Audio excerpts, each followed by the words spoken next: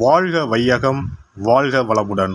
அனைத்து உறவுகளுக்கும் இனிய வணக்கம். நிகழும் ஸ்ரீ மங்களகரமான குரோதி ஆண்டு ஆகஸ்ட் மாதம் 17ஆம் தேதி சனிக்கிழமை அன்று பூராடம் நட்சத்திரத்தில் திரையோதசி திதியில் பிரீத்தி நாமயோகத்தில் கௌளவம் கர்ணத்தில் சித்த யோகத்தில் சனி மகா பிரதோஷம் கூடிய நன்னாளில் இந்த மகத்தான ஆவணி மாதம் பிறக்கிறது.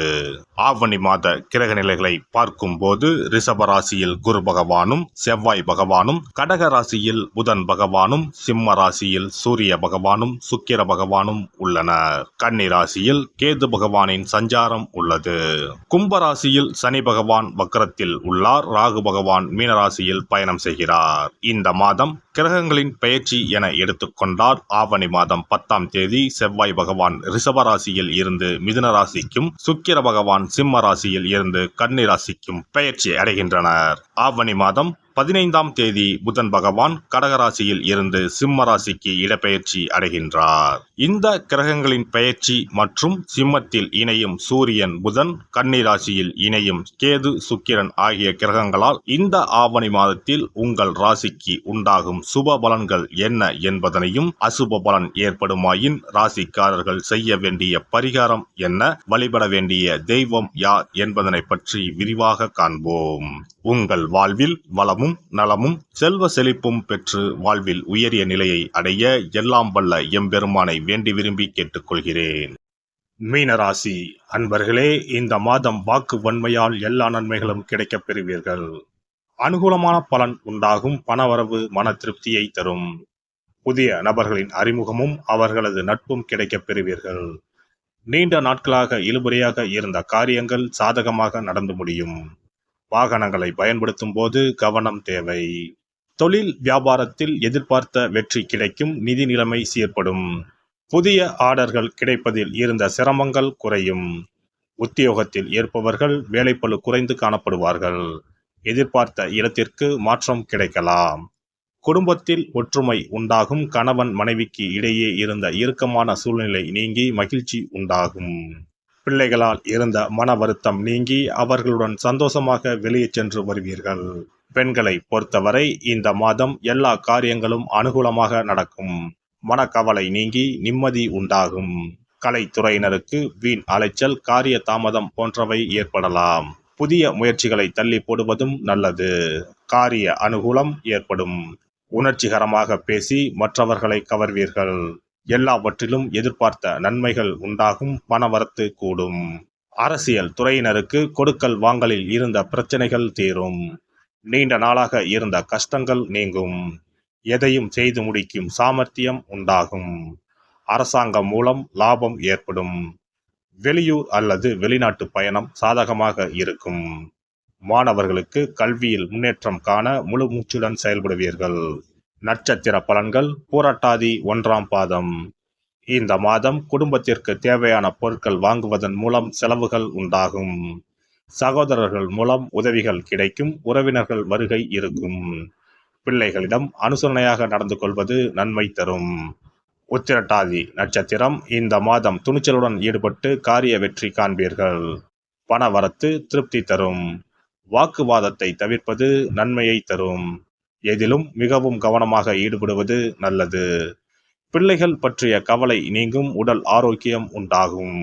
ரேவதி நட்சத்திரம். இந்த மாதம் வீண் மனக்குழப்பம் ஏற்பட்டு நீங்கும். மற்றவர்களுக்கு உதவ போய் வீண் பிரச்சனைகளில் சிக்கிக் கொள்ளலாம். திடீர் கோபம் ஏற்படும். தேவையற்ற வீண் செலவுகளும் உண்டாகும். ஆன்மீக நாட்டம் ஏற்படும். தொழில் வியாபாரம் தொடர்பான காரியங்களில் இழுபறியான நிலை காணப்படும். உத்தியோகத்தில் இருப்பவர்களுக்கு கூடுதல் பணிச்சுமையும் வீண் அலைச்சலும் உண்டாகும். சிவபெருமானை வணங்கி வர எல்லா காரியங்களும் நல்லபடியாக நடக்கும். குடும்பத்தில் இருந்த பிரச்சனைகள் தீரும். சிறப்பு பரிகாரம். சொந்த வீடு அமைவதற்கு ஆன்மீக பரிகாரம். சொந்த வீடு கனவு நிறைவேற வேண்டும் என்பதற்காக எத்தனையோ கோவிலுக்கு சென்று எத்தனையோ பூஜை வழிபாடு என செய்தும் ஒன்றும் நடக்கவில்லை என்பவர்கள் வீட்டிலேயே இந்த எளிய பரிகாரத்தை செய்து வந்தால் நல்ல பலன் கிடைக்கும். எளிமையான இந்த 2 பரிகாரங்களை செய்து வந்தால் விரைவில் சொந்த வீடு யோகம் அமையும். அதனால் நம்பிக்கையுடன் இந்த சக்தி வாய்ந்த வழிபாட்டை செய்து வரவும். எவ்வளவுதான் சொத்து பணம் இருந்தாலும் நமக்கென்று ஒரு வீடு இல்லை என்றால் அது மனக்குறையாகவே இருக்கும். சொந்த வீடு வாங்க முடியவில்லையே என்பது பலரின் ஏக்கமாகவும் கனவாகவும் இருந்து வருகிறது.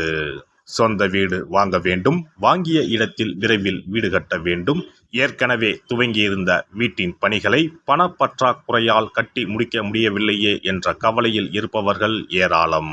இப்படிப்பட்டவர்கள் வீட்டிலேயே எளிமையான 2 பரிகாரங்களை தொடர்ந்து செய்து வந்தாலே போதும்.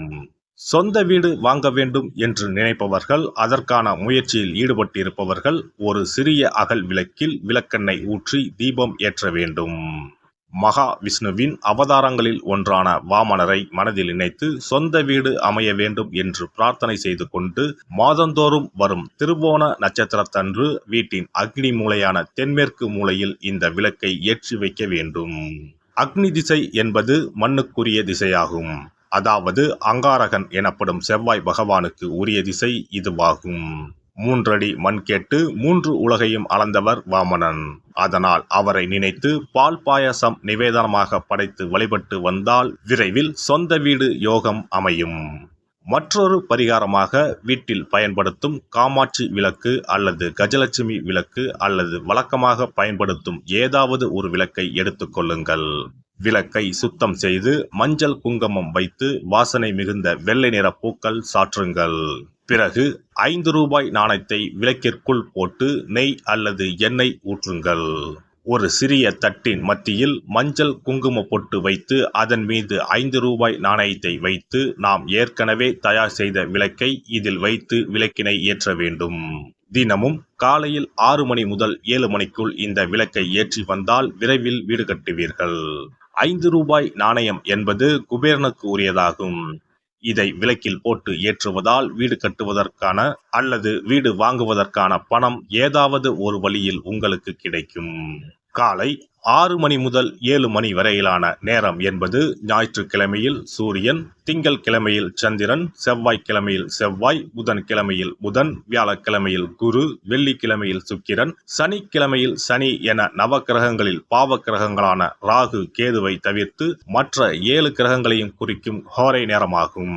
இந்த நேரத்தில் விளக்கு ஏற்றுவதால் நவக்கிரகங்களின் அருள் கிடைத்து பூமி யோகம் உண்டாகும்.